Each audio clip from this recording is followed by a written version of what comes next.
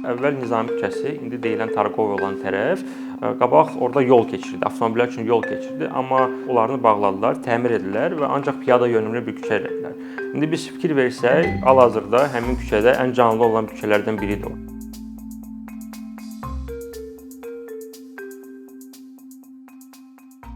Ümumiyyətlə şəhərlərimiz əsrlər öncə yaranandan daha çox insanların rahat yaşaması, işləməsi, təhsil alması üçün və vaxt keçirməsi üçün, asudə vaxt keçirməsi üçün nəzərdə tutulmuşdur və o vaxt belə deyim də piyada keçidi, svetofor, yolun hərəkət hissəsi, səki deyilən bir anlayışlar yox idi. Lakin ötən əsrin əvvəlində bir texniki inqilablar baş verdi ardıcıllıq olaraq və bu texniki inqilabların bir hissəsi olaraq avtomobilin icad edilməsi oldu. Avtomobil icad edilməsi əslində belə deyim də böyük bir növbəti sivilizasiya mərhələsi idi. Çünki avtomobil həqiqətən bəşəriyyətin böyük bir texniki icadı sayılır. Lakin 20-ci əsrin təxminən 30-cu illərdə Henry Ford avtomobil konveyeri icad ediləndən sonra araya bir problemlər çıxmağa başladı. Çünki bu qədər avtomobilin saxlanılması və hərəkəti üçün böyük bir sahələr tələb olunurdu. Və Amerikada bu problemi çalışdılar necə həll etsinlər. Yəni çalışdılar öz yeni şəhərlərini, çünki Amerika təzə-təzə qurulurdu, yeni şəhərləri sırf avtomobil yönümlü eləmək, yəni geniş yollar, çoxlu parkinqlər. İndiyə qədər yəni biz Amerikanın bir çox şəhərlərinə fikir versək, həmin şəhərlərin sahəsi böyük bir parkinq oxşayır, geniş yollar mövcuddur. Lakin eyni problemlə Avropa ölkələri rastlaşanda təxminən 50-ci, 60-cı illərdə onlar çox tez başa düşdülər ki, bu problemi sadəcə yolun genişləndirilməsi ilə həll etmək mümkün deyil.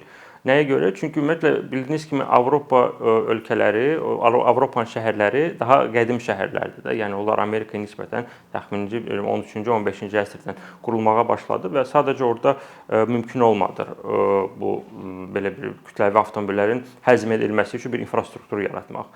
Ona görə o vaxtın alimləri düşündülər ki, biz gəlin avtomobili əsas nəqliyyat vasitəsi kimi yox, yəni biz çalışaq şəhərimizə daha çox mobillik gətirək.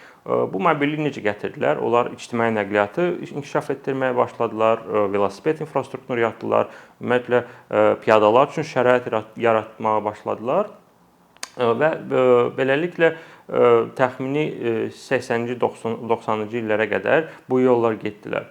Amma SSRİ-də, yəni o cümlədən o vaxtın Azərbaycanda belə bir kütləvi avtomobil istehsalı yox idi. Ümumiyyətlə hətta maddi cəhətdən imkanı olan özünə maşın ala bilmirdi. Çünki bunun üçün növbələrdə gözləməlisən. Çünki SSRİ bu cəhətdən kapitalistik ölkələrə nisbətən biraz geridə qalırdı.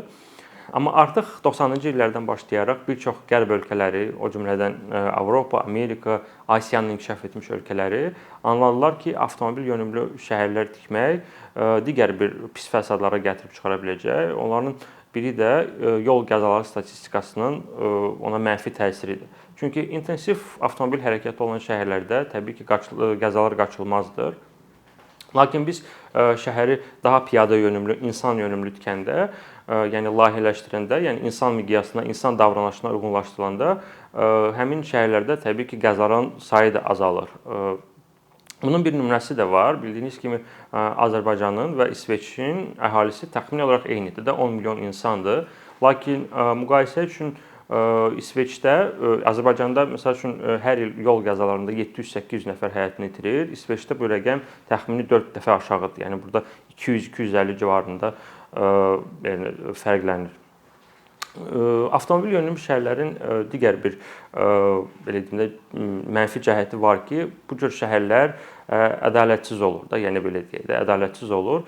Çünki belə şəhərlərdə bütün infrastruktur sırf avtomobil üçün yaradılır və piyadaların hərəkəti tam olaraq ikinci plana keçir.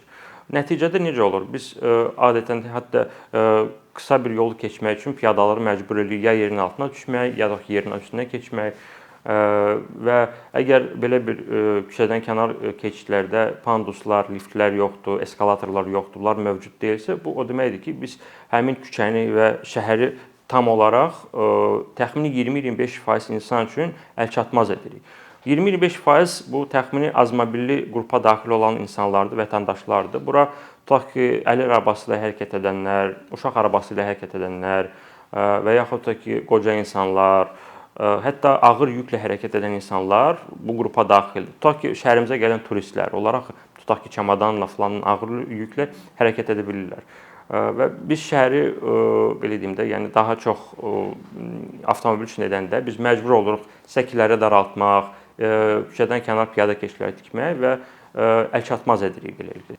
Ona görə düzgün yolu seçən şəhərlərdə bu cür keçidlərdən artıq çoxdan imtina ediblər. Onlar adətən məsəl üçün Almaniyada bu cür keçidləri eyni səviyyəli keçid, yəni biz bildiyimiz zebra ilə əvəz eləyirlər və bu cür keçidləri tutaq ki, bağlayıb velosiped parkinqi eləyirlər və yaxud ümumiyyətlə mağazalar eləyirlər ya digər bir istifadə eləyirlər. Təbii ki, bu sürətli magistrala aid deyil. Biz orada zebra çəkə bilmərik. Təbii ki, sürətli magistralda əksinə, yəni piyadanın və avtomobilin hərəkətini biz ayırmalıyıq. Yəni fərqli səviyyədə təşkil etmək lazım olacaq. Ümumiyyətlə şəhərin quruluşu, arxitekturası həmçinin insanın psixologiyasına da birbaşa olaraq təsir edir. Daha piyada yönümlü, insan yönümlü şəhərlərdə gəzən insan daha az stres keçirir, daha çox yaşıllıq görür. Belə deyim də, binaların hətta hündürlüyü insanın psixologiyasına təsir eləyir. Bu Colin Ellardın, Amerikalı urbanist Colin Ellardın bir kitabı var, Places of the Heart adlanır. Orada bu araşdırmalar və misallar üzərində qurulan bir kitabdır. Misallardan biri xəstəxananın binasından bəhs edir. Deməli, binanın bir tərəfi baxır yaşıllığa, meşəlliyə, digər tərəfə baxır qonşu binalara və asfalt yoluna. Və həkimlər qeyd etmişdilər ki, hansı palatalarda tutaq ki, meşəlliyə baxan palatalarda yatan insanlar, onlar daha tez sağalırdılar, nəinki digər, yəni belə deyim də, beton binalara baxan xəstələr. Hətta sizə deyim, evin pəncərəsindən açılan mənzərə bizim birbaşa olaraq həyat tərzimizə, yəni təsir edir. Özünüz də fikir versəniz, istənilən cəmalar ev seçərkən onlar istəyirlər ki, evin pəncərədən olan mənzərə ürəyə çalsın. Parka baxsın, tutaq ki, ağaclara baxsın, hətta dənizə baxsın və hətta biz indi daşınmaz əmlak bazarına baxsaq, yaxşı mənzərəsi olan bir bina, tutaq ki, dənizə baxan bina hər zaman eyni ərazidə olan digər evlərə nisbətən təxmini 20-30% daha bahalıdır. Çünki yenə deyirəm ki, hətta hər səhər pəncərədən gördüyümüz mənzərə birbaşa olaraq bizim gün ərzində olan əhval-ruhiyyəmizə, psixologiyamıza təsir edə bilər. Belə bir misallar əslində çox gətirmək olar. Bunun gözəl bir kitabı var, daha bir kitabdır. Jan Gehl'ın İnsanlar üçün şəhərlərdir, Cities for People.